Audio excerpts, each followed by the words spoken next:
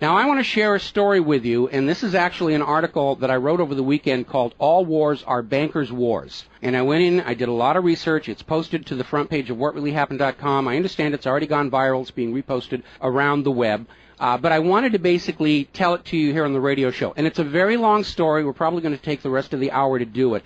But it's something that you need to understand, that all of these wars and assassinations that we're told are crazed lone nut assassins or weapons of mass destruction or bringing democracy, all of them track back to the private central bankers as the initiating event. And the more you study this, the more you will realize all the wars are wars for the bankers, for the private central bankers. And I know a lot of people are going to have difficulty comprehending this, just how many of these wars we have fought as a nation were fought for no other purpose than to force private central banks onto nations that did not want them. So we're going to have a few examples so you understand why at this particular time in history the United States government is mired in so many wars against so many foreign nations. And there's plenty of precedents for this. Now, going back to the beginning, the United States fought the American Revolution primarily over King George III's Currency Act, which forced the colonists to abandon their own government-issued currencies and conduct business only using printed banknotes borrowed at interest from the Bank of England. If you go back to the writings of Ben Franklin, direct quote, the refusal of King George III to allow the colonies to operate an honest money system which freed the ordinary man from the clutches of the money manipulators was probably the prime cause of the revolution. That's Ben Franklin. Now, our public schools don't teach that because you're not supposed to know that the bankers were really behind the American Revolution. After the Revolution, the United States adopted a revolutionary, radically different economic system in which the government issued its own value-based currency so that private banks couldn't skim the wealth of the people through interest-bearing banknotes. So the American Revolution was fought primarily to free the American people from King George III's Currency Act, which ordered them to conduct all business using printed banknotes borrowed at interest from the Bank of England. So the Bank of England was just, raking in wealth from the labor of the American people in exchange for ink and paper. And that fueled the anger that led to the American Revolution. Your public schools don't spend a lot of time on that, but that was really what it was all about. So the revolution was over, the United States was born, but the private bankers are nothing if not dedicated to their schemes to acquire other people's wealth, and they knew full well how easy it is to corrupt a nation's leaders. Now, just 1 year after Mayor Amschel Rothschild had uttered his infamous, "Let me issue and control the nation's money, and I care not who makes the laws," private bankers succeeded in setting up a new private central bank called the First Bank of the United States, largely through the efforts of the Rothschilds' chief supporter in the United States, Alexander Hamilton. Now, this First Bank of the United States was founded in 1791, and by the end of its 20-year charter, the First Bank of the United States had almost ruined the nation's economy while enriching the bank's owners.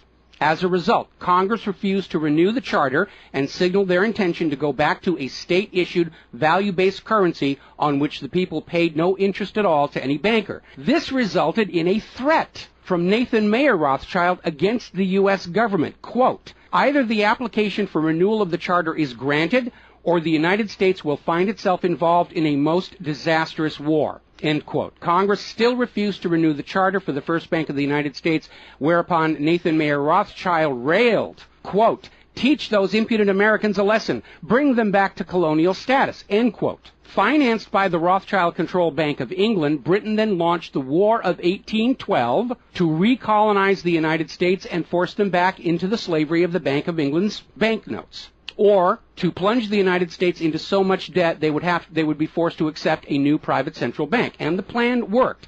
Even though the United States won the War of 1812, Congress was forced to grant a new charter for yet another private bank, issuing the public currency as loans at interest, the Second Bank of the United States. Once again, private bankers were in control of the nation's money supplied and cared not who made the laws or how many British or American soldiers had to die for it. So once again, the nation was plunged into debt, unemployment, poverty by the predations of the private central bank, and in 1832, Andrew Jackson successfully campaigned for his second term as president under the slogan, "Jackson and no bank."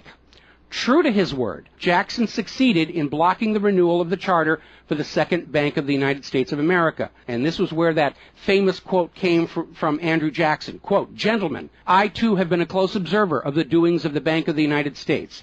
I have had men watching you for a long time, and I am convinced that you've used the funds of the banks to speculate in the breadstuffs of the country. When you won, you divided the profits amongst you, and when you lost, you charged it to the bank. You tell me that if I take the deposits from the bank and annul the charter, I shall ruin 10,000 families. That may be true, gentlemen, but that is your sin. Should I let you go on, you will ruin 50,000 families, and that would be my sin. You are a den of vipers and thieves. I've determined to rout you out, and by the eternal God, I will rout you out. End quote. Andrew Jackson. Shortly after the charter for the Second Bank of the United States expired, there was an assassination attempt on Andrew Jackson, and it failed when both pistols used by the assassin, Richard Lawrence, failed to fire. Later on, Lawrence explained the motive for the assassination by saying that with President Jackson dead, money would be more plenty. So it was an assassination motivated by the interests of the bankers.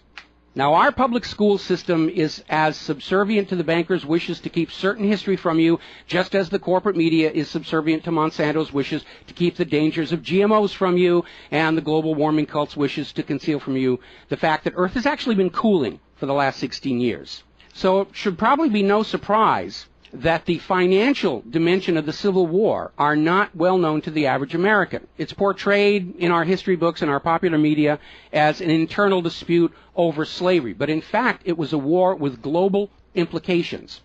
When the Confederacy seceded from the United States, the bankers once again saw the opportunity for a rich harvest of debt and offered to fund Lincoln's efforts to bring the South back into the Union at 30% interest. Lincoln remarked that he would not free the black man by enslaving the white man to the bankers, and using his authority as president, issued a new government currency, the greenback. This was a direct threat to the wealth and power of the central bankers, who quickly responded. This is a quote from the London Times following Lincoln's issuance of the greenbacks. Quote, "If this mischievous financial policy, which has its origin in North America, shall become indurated down to a fixture, then that government will furnish its own money without cost. It will pay off debts and be without debt. It will have all the money necessary to carry on its commerce. It will become prosperous without precedent in the history of the world. The brains and wealth of all countries will go to North America. That country must be destroyed, or it will destroy every monarchy on the globe." So, goaded by the private bankers, much of Europe supported the Confederacy against the Union, with the expectation that victory over Lincoln would mean the end of the greenback. France and Britain seriously considered an outright invasion on the United States in support of the Confederacy, but they were held at bay by Russia. A little bit of history most Americans don't understand. Russia came to the aid of Lincoln's Union during this crisis. Now, at that time, Russia had just ended their serfdom system, and they had a state central bank similar to the system the United States had been founded on. Now, free of European intervention, the Union won the war, and Lincoln announced his intention to go on issuing the greenbacks. Following Lincoln's assassination, the greenbacks were pulled from circulation, and the American people forced to go back to an economy based on banknotes borrowed at interest from the private bankers. So finally, in 1913, the private central bankers of Europe, in particular the Rothschilds of Great Britain, the Warburgs of Germany, met with their American financial collaborators on Jekyll Island, Georgia, to form a new banking cartel with the express purpose of forming the Third Bank of the United States, with the aim of placing complete control of the United States money supply once again under the control of private bankers. Owing to hostility over the previous banks of the United States, the name of this third bank was changed to the Federal Reserve, in order to grant the new bank a quasi-governmental image. But in fact, it is a privately owned bank. It's no more federal than Federal Express. In fact, last year, the Federal Reserve successfully rebuffed a Freedom of Information lawsuit by Bloomberg News on the grounds that as a private banking corporation, and not actually a part of the U.S. government, the Freedom of Information Act did not apply to the operators of the Federal Reserve. So 1913 proved to be a transformative year for the nation's economy. First, with Congress' passage of the 16th Income Tax Amendment and the false claim it had been ratified. Here's another direct quote. "I think if you were to go back and try and find and review the ratification for the 16th Amendment, which was the internal revenue, the income tax, I think if you went back and examined that carefully, you would find that a sufficient number of states never ratified that amendment," end quote. That's U.S. District Court Judge James C. Fox in Sullivan versus United States, 2003. Later that same year, 1913, and apparently unwilling to risk another questionable amendment, Congress passed the Federal Reserve Act over the Christmas holiday in 1913, while members of Congress opposed to the measure were at home. This was a very underhanded deal, as the Constitution explicitly vests Congress with the authority to issue the public currency, does not authorize its delegation, and thus would have required a new amendment to transfer that authority to a private bank. But pass it, Congress did, and President Woodrow Wilson signed it as he promised the bankers he would in exchange for generous campaign contributions. Now, President Wilson later regretted that decision. You've probably heard this quote before, but you're going to get it again. Quote, "I am a most unhappy man. I have unwittingly ruined my country. A great industrial nation is now controlled by its system of credit. We are no longer a government by free opinion, no longer a government by conviction and the vote of the majority, but a government by the opinion and duress of a small group of dominant men." That was Woodrow Wilson writing in 1919. Now, 1 year after the passage of the Federal Reserve Act, World War I started, and it is important to remember that prior to the creation of the Federal Reserve, there was no such thing as a world war. Now, World War I actually started between Austria, Hungary, and Serbia, but quickly shifted to focus on Germany. Why Germany? They didn't start the war. Why was Germany the villain in World War I? Well, the real reason was their industrial capacity was seen as an economic threat to Great Britain. Great Britain's pound was already in decline at the time because too much economic emphasis was on banking and finance, and not enough was on agricultural development, industrial development, and infrastructure. It's very much like the situation we have in the United States right now. All the financial operatives, they want to play the Wall Street games, and other parts of the economy are being neglected. We've lost a great deal of our manufacturing.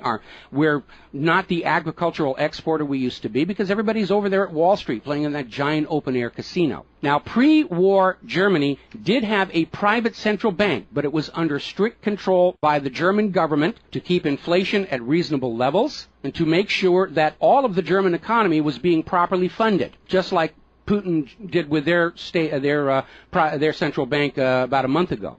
Under government control by the German government, investment was guaranteed to internal economic development, and as a result, Germany had become a major manufacturing technological power. They were exporting products that Great Britain could not compete with. So in the media of the day, Germany was portrayed as the main opponent of World War I. And not just defeated, it was flattened. Now, following the Treaty of Versailles, Germany was ordered to pay the war costs of all the participating nations, even though Germany had not started that war. This amounted to 3 times the value of all of Germany itself. Germany's private central bank, to which the German government had gone deeply into debt to pay the cost of the wars, was allowed to break free of government control. That led to the massive inflation of the Weimar Republic, followed, permanently trapping the German people in endless debt. And money speculators were running rampant, and it led to these situations where you had literally a whole basket full of paper notes to get a loaf of bread. Now, when the Weimar Republic collapsed economically, it opened the door for the National Socialists to take power. Their first financial move was to issue their own state currency, which was not borrowed from private central banks. It was based on a unit of value, not a unit of debt. Freed from having to pay interest on the money in circulation, Germany blossomed and quickly began to rebuild its industry. It was an amazing transformation to see. The media called it the German miracle. Time magazine lionized Hitler for the amazing improvement of life for the German people and the explosion of German industry, and they even named him Time magazine's Man of the Year in 1938. And then once again, Germany's prosperity and freedom from a private central bank loaning the public currency at interest became a threat to other nations and other powers. I have a couple of quotes here from Winston Churchill that tells you what was really going through the minds of Europe in the years leading up to World War II. Quote, "Should Germany merchandise again," which means do business, "should Germany merchandise again in the next 50 years, we have led this war, World War I, in vain." That was Winston Churchill writing in the Times in 1919. Another quote, "We will force this war upon Hitler if he wants it or not," end quote. Winston Churchill in a 1936 radio broadcast. Quote, "Germany becomes too powerful. We have to crush it," end quote. Winston Churchill in November 1936 speaking to U.S. General Robert Wood. Quote, "This war is an English war, and its goal is the destruction of Germany." Winston Churchill, autumn 1939 broadcast. So it was all about economics and profitability. Now, Germany's state-issued value-based currency was also a direct threat to the wealth and power of the private central banks around the world. And as early as 1933, they started to organize a global boycott against Germany to strangle this upstart ruler who thought he could run his nation without a private central bank. Now, as had been the case in World War I, Great Britain and other nations threatened by Germany's economic power looked for an excuse to go to war. And as public anger in Germany grew over the boycott, Hitler foolishly gave them that excuse. Years later, in a spirit of candor, the real reasons for the war were made clear. Quote, "The war wasn't only about abolishing fascism, but to conquer sales markets. We could have, if we had intended so, prevented this war from breaking out without doing one shot, but we didn't want to." End quote. Winston Churchill to Harry Truman, March 1946. One more quote here. Quote, "Germany's unforgivable crime before World War II was its attempt to loosen its economy out of the world trade system and to build up an independent exchange system from which the world finance couldn't profit anymore. We butchered the wrong pig." End quote. Winston Churchill writing in his book, The Second World War.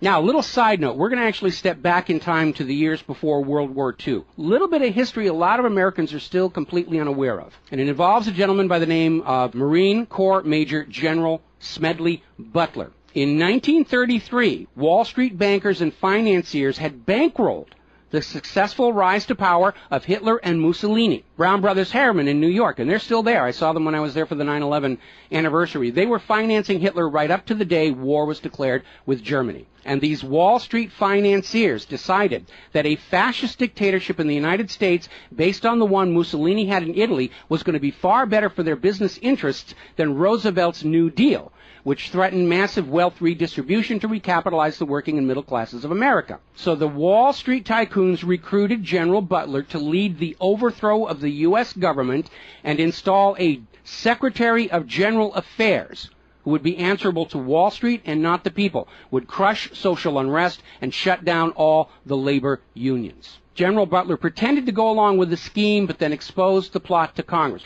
So they recruited Marine Corps Major General Smedley Butler to lead this coup d'etat because Butler was very popular with the soldiers, and his image as part of this move would help convince the military this was the right thing to do. Now, to his credit, Major General Smedley Butler, remembering his oath to the Constitution, pretended to go along with the scheme, but then exposed the plot to the United States Congress. Congress, then as now in the pocket of Wall Street bankers, refused to act. When Roosevelt learned of the planned coup, he demanded the arrest of the plotters, but the plotters simply reminded Roosevelt that if any one of them were sent to prison, their friends on Wall Street would deliberately collapse the still fragile U.S. economy and blame Roosevelt for it. So Roosevelt was unable to do anything about this attempted coup d'etat until the start of World War II, at which time he prosecuted many of the plotters under the Trading with the Enemy Act. Now, mostly it was glossed over. Oh, it was just a rumor, unfounded. It's wacko conspiracy theory. But in 1967, the congressional minutes of Smedley Butler's revelation to Congress of the coup were finally released to the public. You ever see this movie, 7 Days in May, Kirk Douglas and Burt Lancaster, about an attempted military takeover of the United States of America? It was based loosely on this story. But of course, in the movie, the bankers being behind the Burt Lancaster character was completely removed from the script here. Now, Smedley Butler is also famous for writing a work called War is a Racket. And I would like to read you a quote from that. Quote, "I spent 33 years and 4 months in active military service as a member of our country's most agile military force, the Marine Corps. I served in all commissioned ranks from second lieutenant to major general. And during that period, I spent more of my time being a high-class muscle man for big business, for Wall Street, and for the bankers. In short, I was a racketeer, a gangster for capitalism. I suspected I was just part of a racket at the time. Now I'm sure of it. Like all members of the military profession, I never had an original thought until after I left the service. My mental faculties remained in suspended animation while I obeyed the orders of the higher-ups. This is typical with everyone in the military service. Thus, I helped make Mexico and especially Tampico safe for American oil interests in 1914. I helped make Haiti and Cuba a decent place for the national international city bank boys to collect revenues in. I helped in the raping of half a dozen Central American republics for the benefit of Wall Street. The record of racketeering is long. I helped purify Nicaragua for the International Banking House of Brown Brothers in 1909 through 1912. I brought light to the Dominican Republic for American sugar interests in 1916. In China in 1927, I helped see to it that the Standard Oil went its way unmolested. During those years, I had, as the boys in the back room would say, a swell racket. I was rewarded with honors, medals, and promotion. Looking back on it, I feel I might have given Al Capone a few hints. The best he could do was operate his racket in 3 city districts. I operated on 3 continents. General Smedley Butler, former U.S. Marine Corps Commandant, and he wrote that in 1935. So, now moving forward here. As president, John Fitzgerald Kennedy understood the predatory nature of private central banking. He understood why Andrew Jackson fought so hard to end the Second Bank of the United States. So Kennedy wrote and signed Executive Order 11110, which ordered the U.S. Treasury to issue a new public currency called the United States Note. Now, Kennedy's United States notes were not borrowed from the Federal Reserve. They were created by the U.S. government and backed by the silver stockpiles held by the U.S. government. It represented a return to the system of economics the United States had been founded on, and it was perfectly legal for Kennedy to do so under the Constitution. All told, some $4.5 billion went into the public circulation, which eroded interest payments to the Federal Reserve and loosened their control over the nation. 5 months after signing Executive Order 11110, John F. Kennedy was assassinated in Dallas, Texas, and the United States notes pulled from circulation and destroyed. Following Kennedy's assassination, John J. McCloy, president of the Chase Manhattan Bank and president of the World Bank, was named to the Warren Commission. Now, I don't care how good a banker he is, he's not qualified to be investigating a murder, which is what we were told the Warren Commission was all about, to get the truth of the assassination. But we all know that the Warren Commission was there to cover up what was going on, and obviously we can presume safely that John J. McCloy's presence on the Warren Commission was to make sure the American public never got even a hint of the financial dimensions behind the assassination. So, as we enter the 11th year of what I am certain future history will most certainly describe as World War III, we need to examine the financial dimensions behind all these wars. Why are we here? Why are our children being killed and crippled? Is this another war for the profit of the private central bankers? And the answer is yes. Now, toward the end of World War II, when it became obvious that the Allies were going to win and dictate the post-war political environment, the major world economic powers met at Bretton Woods, a luxury resort in New Hampshire, in July of 1944, and they hammered out the Bretton Woods Agreement for International Finance. The British pound lost its position as the global trade and reserve currency to the U.S. dollar. There are indications this was part of the price demanded by Roosevelt in exchange for the U.S. entry into the war. Now, absent the economic advantages of being the world's go-to currency, Britain was forced to nationalize their Bank of England in 1946. The Bretton Woods Agreement, ratified in 1945, in addition to making the dollar the global reserve and trade currency, obligated the signatory nations to tie their currencies to the dollar. The nations that ratified Bretton Woods did so on 2 conditions. The first was that the Federal Reserve would refrain from overprinting the dollar, basically as a means to loot real products and produce from other nations in exchange for ink and paper. It basically was an imperial tax imposed by the U.S. economic system on the rest of the world. That assurance of no overprinting was supposedly backed up by the second requirement, which was that the U.S. dollar would always be convertible back to gold by the U.S. government at $35 an ounce. Now, of course, the Federal Reserve, being a private bank and not answerable to the U.S. government, did in fact start overprinting paper dollars, which were sent to other nations around the world, and under Bretton Woods, they had to send back products and produce and raw materials at full value. And much of the perceived American prosperity of the 1950s and 60s was the result of these foreign nations having to send real raw materials, goods, produce, back to the United States in exchange for these little pieces of paper with ink all over them, because they were forced to accept these paper notes as being worth $35 per ounce of gold. Then in 1970, France started looking at this huge pile of printed paper notes sitting in their bank vaults, for which real French products like wine and cheese had been traded, and it notified the United States government that they would exercise their option under Bretton Woods to return all those paper notes for gold at the agreed-upon $35 per ounce exchange rate. The problem was the United States had nowhere near the gold to redeem all those paper notes. So on August 15, 1971, Richard Nixon temporarily, nudge, nudge, wink, wink, say no more, suspended gold convertibility of the U.S. Federal Reserve notes.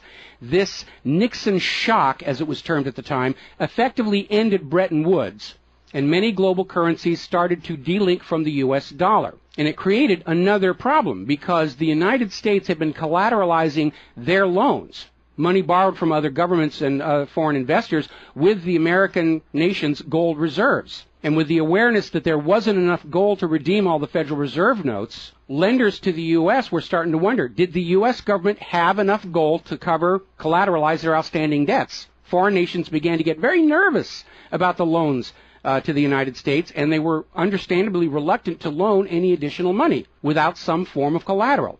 So what Richard Nixon did is he founded the environmental movement with the EPA and its various programs like wilderness zones and roadless areas and heritage rivers, wetlands, and all these other little different programs which all took vast areas of public lands and made them off limits to the American people, who are technically the owner of all those lands. But Nixon had no concern for the environment, and the real purpose of this land grab, under the guise of the environment, was to pledge those pristine lands and their vast mineral resources as collateral on the outstanding national debt. The multitude of all these different programs was simply to conceal the scale of the land grab and collateralization of the American people's heritage. And it actually today covers almost 25% of the entire nation, is now locked up by these EPA programs and pledged as collateral on government borrowing. Now, with open lands, available lands for collateralization already in short supply, the U.S. government embarked on a new program to shore up sagging international demand for the dollar. The United States approached the world's oil-producing nations, mostly in the Middle East, and offered them a deal. In exchange for only selling their oil for dollars, the United States would guarantee the military safety of those oil-rich nations. The oil-rich nations would agree to spend and invest their U.S. paper dollars inside the United States, particularly in U.S. Treasury bonds, which would be redeemable through future generations of U.S. taxpayers. The concept was labeled the petrodollar. In effect, the United States, no longer able to back the dollar with gold, was now backing it with oil, other people's oil. And that necessity to keep control over those oil nations to prop up the dollar has dominated America's foreign policy in the region ever since. But as America's manufacturing and agriculture has declined, the oil-producing nations faced a dilemma. Like France, they've got piles and piles of these paper notes and treasury bonds piling up in their vaults, and there really wasn't all that much except real estate they wanted to buy from the United States of America. Europe's cars and aircraft were superior and less costly. In more recent times, America's experiment with GMO food crops has led a lot of nations to simply avoid buying U.S. agricultural exports. Israel's constant belligerence against its neighbors has caused the oil-producing nations to wonder if the U.S. could actually keep their end of the petrodollar arrangement. So oil-producing nations started to talk of selling their oil for whatever currency the purchasers wanted to pay. Iraq, already somewhat hostile to the United States following Desert Storm, demanded the right to sell their oil for euros in 2000. In 2002, the United Nations agreed that Iraq had a right to sell their oil for euros under the Oil for Food program. 1 year later, 2003, the United States reinvaded Iraq, lynched Saddam Hussein, and placed Iraq's oil back on the world market, only available for U.S. dollars. Now, the clear U.S. policy shift following 9/11, away from at least attempting to appear to be an impartial broker of peace in the Mideast to one of unquestioned support for Israel's aggressions, only further eroded confidence in the petrodollar deal, and even more oil-producing nations started openly talking of trading their oil for other global currencies. So over in Libya, Muammar Gaddafi had instituted a state central bank and a value-based trade currency, the gold dinar. Gaddafi then announced that Libya's oil was for sale, but only for the gold dinar. Other African nations, seeing the rise of the gold dinar and the euro, even as the U.S. dollar continued its inflation-driven decline, flocked to the new Libyan currency for trade.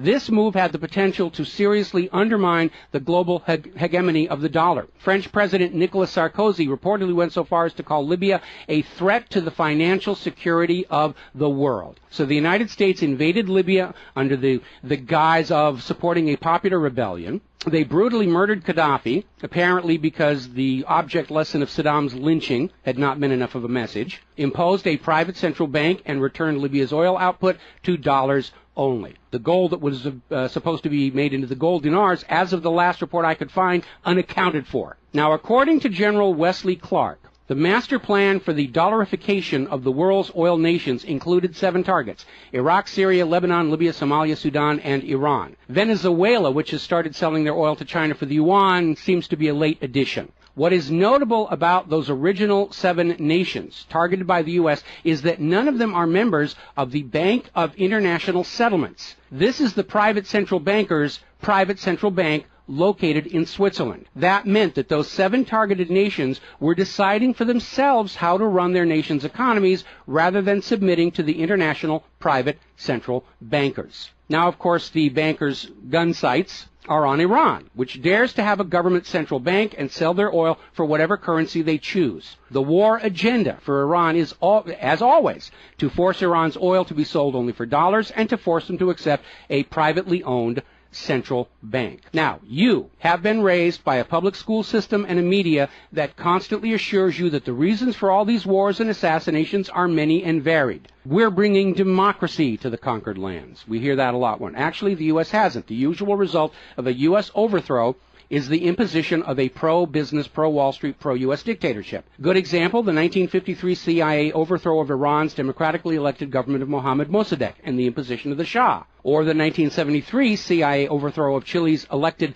government of President Salvador Allende and the imposition of the dictator Augusto Pinochet. Another one of the excuses we'll get is we have to save the people from a cruel oppressor. That's the one they're using in Syria right now. Revenge for 9/11. That was a big one going into Iraq. And then later on, President Bush was caught on video saying, no, Iraq had nothing to do with 9/11.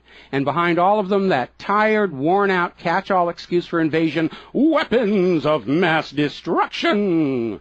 Assassinations are always passed off as crazed lone nuts to obscure the real agenda. And the real agenda of the bankers is very simple. It is enslavement of the people by creation of a false sense of obligation. Now, that obligation is false because the private central banking system by design creates more debt than money with which to pay the debt. There is no way out the way it's set up. It's impossible to escape as long as you're playing by their rules. And you need to understand, private central banking is not science. It is a religion. It's a set of arbitrary rules created to benefit the priesthood, meaning the bankers, and it is supported only because people believe this is the way it's supposed to be.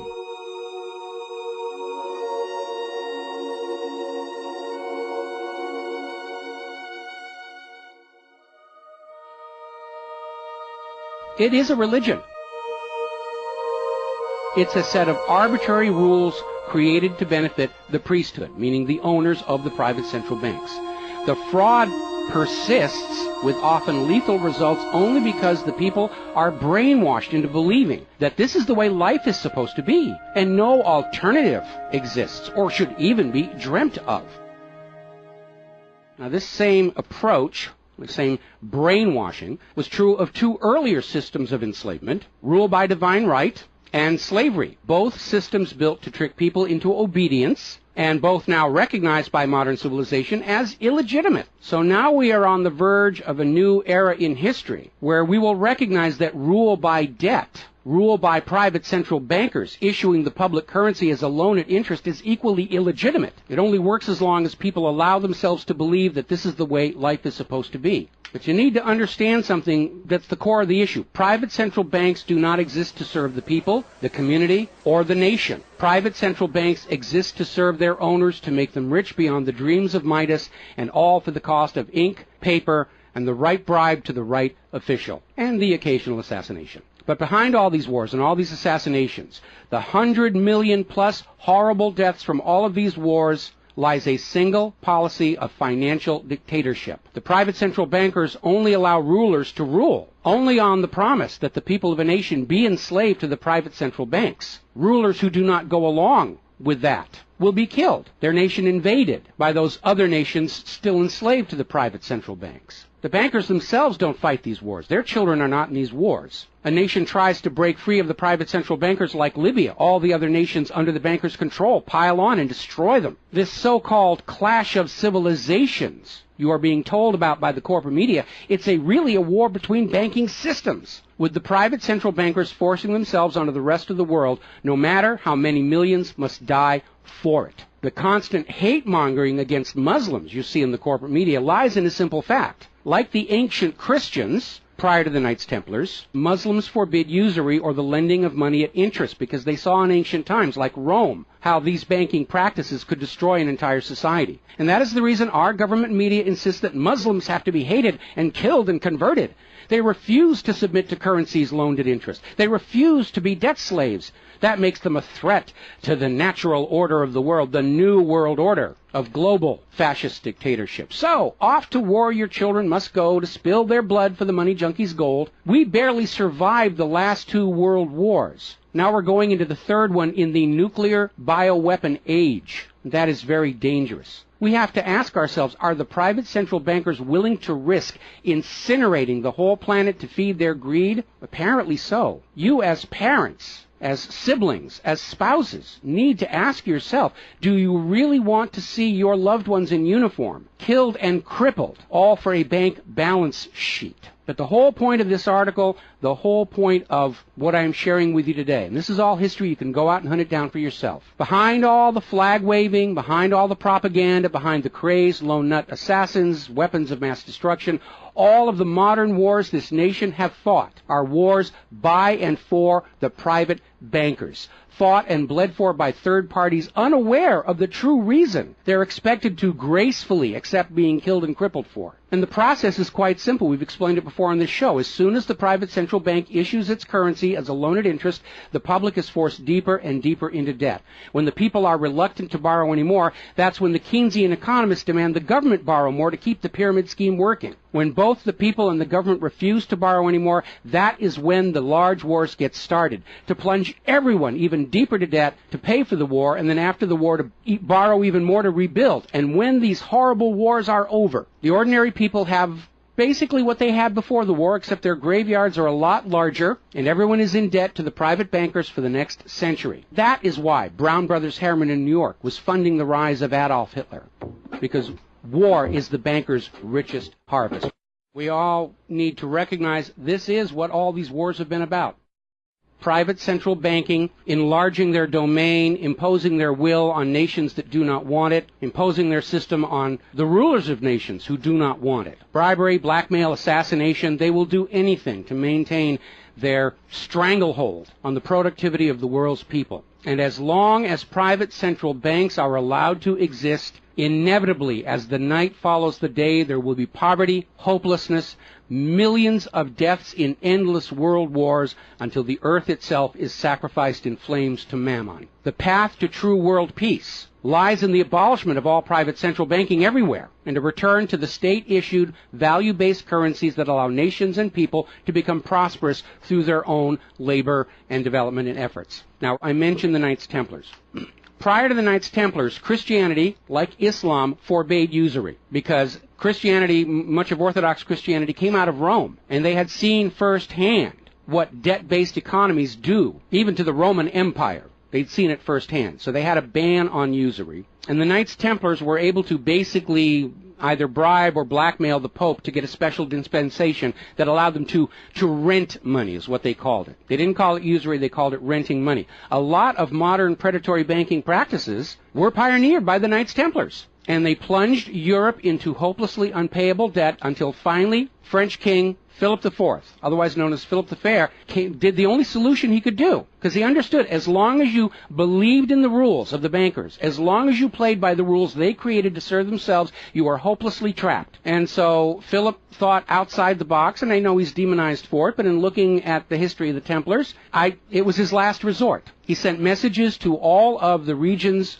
in France, secret orders on the same time, in the same moment, on the same day. All of the Templars were arrested. and their commanderies, which is what they called their banks, were broken into, looking for looted wealth. They didn't find a lot of it. It was a paper empire, just like the Federal Reserve is. It's all based on paper. There's nothing of any real value there. It's all paper notes. And he sent the Templars to prison and execution, except for Scotland and Portugal, where the Pope and King Philip IV really didn't have a lot of control.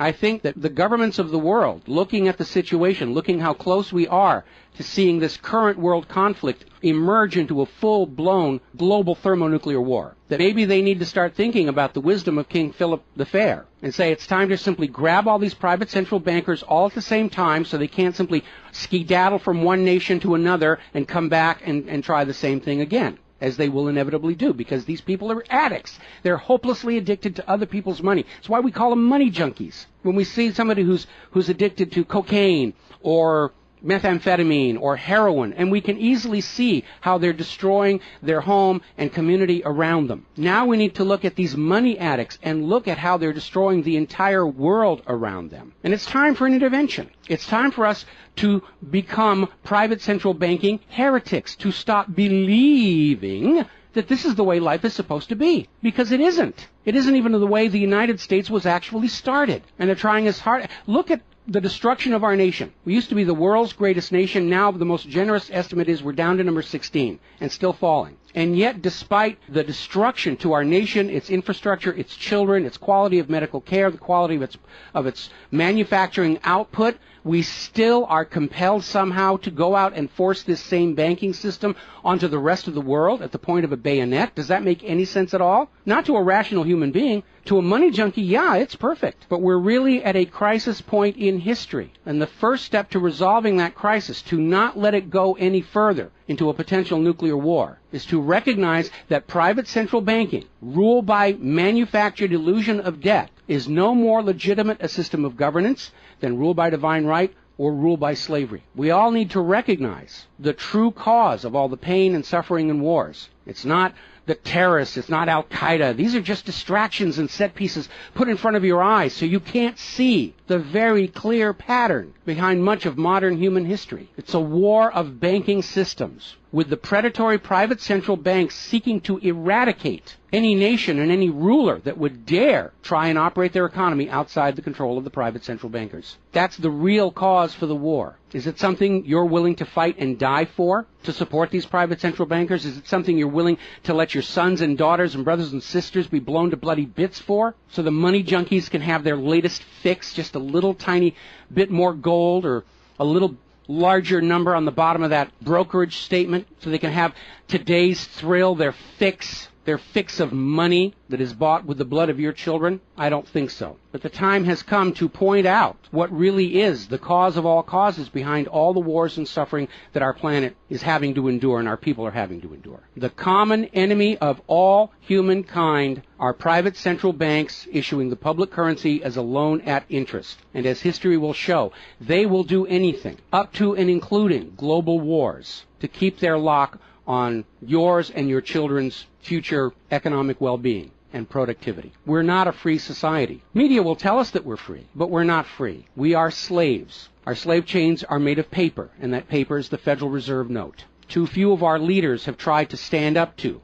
this system of enslavement, usually with lethal results. But if all the people of the world at the same time stand up and say no more private central banks, it will come crashing down, just as slavery did, just as rule by divine right did, and then we'll be embarking on a new era in human history, where the emphasis on social development is on the people and not on the money junkies.